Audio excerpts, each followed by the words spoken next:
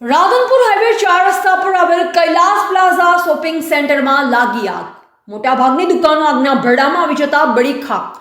રાધનપુર સુરભી ગૌશાળાના ગૌસેવકો પોતાના પાણીના ટેન્કરો અને ડોલો લઈ આગ પર કાબુ મેળવવા માટે પહોંચ્યા।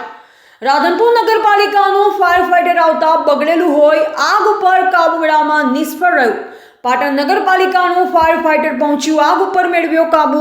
વ્યાપારીઓને કરોડો રૂપિયાનું નુકસાન। પાટણના રાધનપુર હાઈવે 4 રસ્તા પર આવેલ કૈલાસ પ્લાઝા શોપિંગ સેન્ટરમાં લાગી આગ। પ્રાથમિક શોર્ટ સર્કિટના કારણે આગ લાગી હોવાનું અનુમાન। વધુ અપડેટ્સ માટે જોડાયેલા રહો એજીપી ન્યૂઝ ઇન્ડિયા સાથે।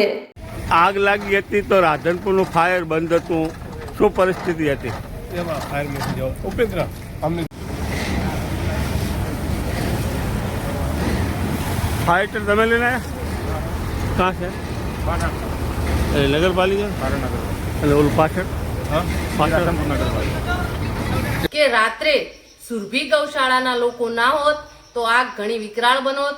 નગરપાલિકાએ જે ફાઇટર મોકલ્યું હતું એ શોભાના ગાંઠિયા સમાન હતું। ના પ્રમુખશ્રી ફોન ઉપાડે, ના ચીફ ઓફિસર ફોન ઉપાડે, અને રાધનપુરના લોકોને નગરપાલિકામાં રોષ ભભૂકી ઉઠેલો છે। આ તો ભગવાનને એટલો પાડ માનો કે રાત્રે આગ લાગી છે, દિવસે આગ લાગી હોત તો આ તો માલ મિલકતનું નુકસાન છે। દિવસે આગ લાગી હોત તો માણસોનું પણ નુકસાન થોત। તો નગરપાલિકા શું કરી રહી છે?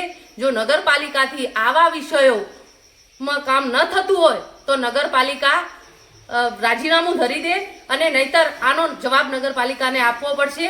અને રાધનપુરમાં ઘણી એવી જગ્યાઓ છે કે જ્યાં ફાયર સેફટીનો અભાવ છે, અને હું તંત્રને આ આગ ઉપરથી એટલું કહેવા માંગુ છું કે તમે રાધનપુરમાં તત્કાલ ધોરણે તપાસ કરાવો તો ઘણી એવી જગ્યાઓ નીકળશે કે જ્યાં ફાયર સેફટીનો અભાવ છે। અને એક જાગૃત નાગરિકે ફાયર સેફટી વિશે ઘણી વખત લખેલું છે, પણ અહીંના ચીફ ઓફિસર એટલી તાનાશાહીમાં ચાલી રહ્યા છે, જવાબ પણ આપતા નથી। અને નગરપાલિકામાં એવા અધિકારીઓ ભરવામાં આવેલા છે કે જે આપણા ફોન પણ ઉપાડતા નથી અને અમને જવાબ પણ આપતા નથી, પણ આનો જવાબ અમે માગીને રહીશું।